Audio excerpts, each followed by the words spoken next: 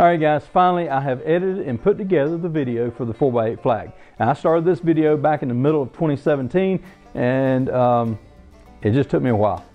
You may notice it missing back here behind me. It's been standing up here on end right here behind me for quite some time now, and you may have seen it in some other videos, but finally I've got it done. And honestly, I wasn't really happy with it when I first started.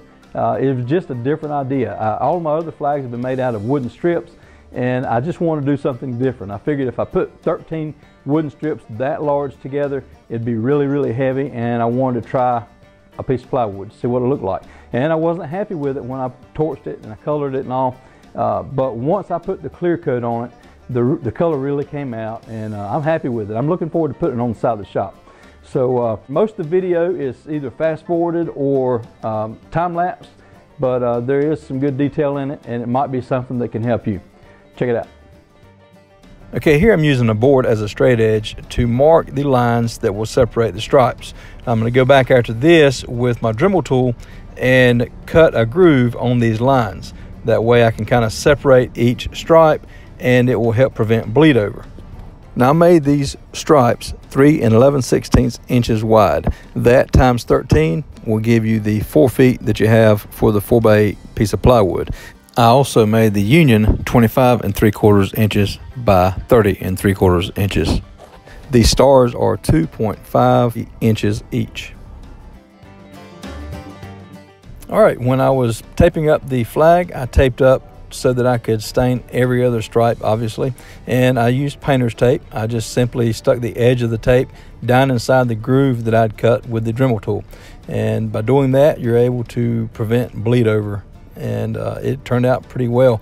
I ran out of tape with about a foot left to tape up, so I was forced to go get more tape before I started staining. When I started staining this flag, I used the same stain that I've used on all of my other flags, and I've made videos on it, so you can go back and look at those. It's the Scarlet Red Minwax water-based stain, and if you don't put it on heavy enough, it will be a little more transparent, so you can kind of see the grain through it. I wanted to put it on pretty heavy. I did not wipe it off at all. I let it dry, and then I went back and torched it later, and you could still see the grain. But to me it looks a little better. It has a deeper, richer color when you don't wipe it off, you just let it dry.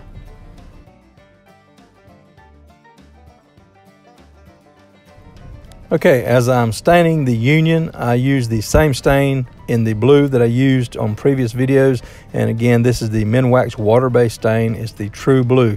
And the True Blue is a really blue, deep, rich looking color to me, and you can wipe it off just like the red and it'll be more transparent, but if you leave it on there, it has a deeper, richer look, and I really like this blue.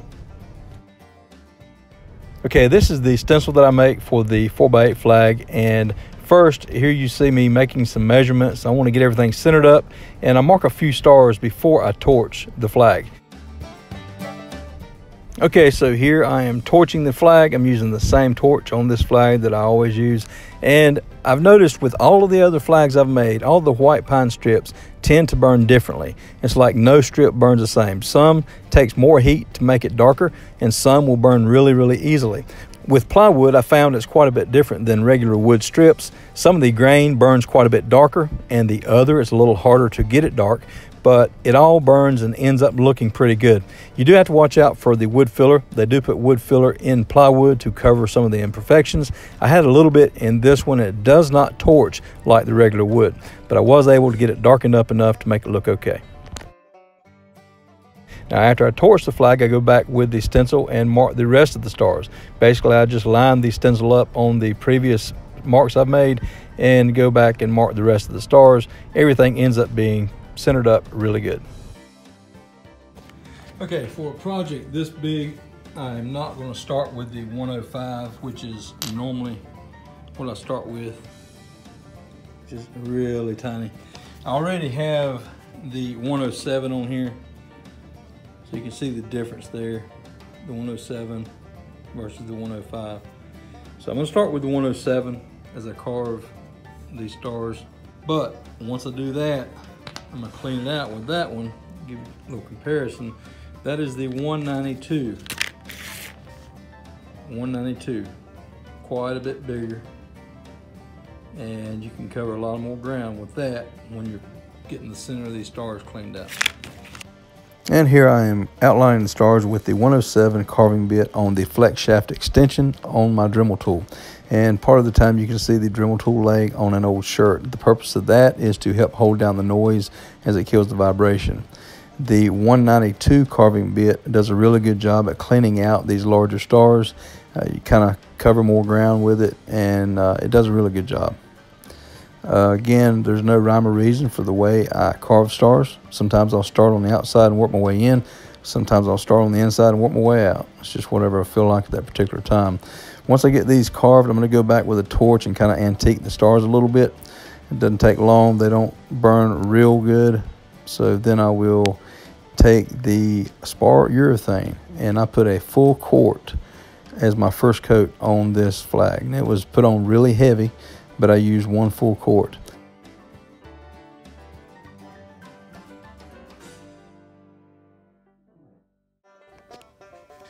Okay, so after I clear coated this flag, it dried, and I'm at this point here. I don't know if you can see this good on the camera, but all the stripes with red have a good shine to them, and I guess that's because the stain added an extra coat of protection, and the other parts, the unstained parts, they got just as much clear coat on it as the red parts, but they don't have a good shine. It's like it soaked up all of the clear. So because of that, now that 4x8 flag took 1 whole quart of clear. And I put it on there really, really heavy, but it's 1 whole quart.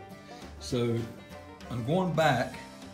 This can right here I had about 3/4 of a quart. So I'm gonna go back. It's not gonna soak up near as much, so I think that'll be fine. 3/4 of a quart.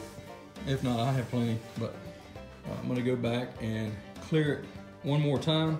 Hopefully get these all even and see what it looks like. The main thing is I want it good and protected because this is going on the outside of my shop. All right guys, that's it. I finally finished the 4x8 flag that many of you have asked me about. It was just kind of a test project with plywood. I have never made one out of plywood. I just wanted to try it out.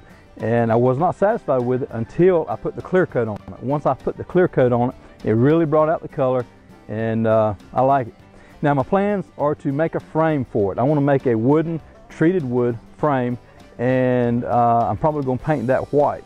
My shop has white siding on it. I want to make a white frame for it so that when I put it up there, the flag stands out and the frame kind of blends in with the shop. The main reason for me to make a frame for it is I want to put something against this edge. This is not treated plywood, it's regular 1/2 inch plywood, and the back is not sealed, the sides or edges aren't sealed.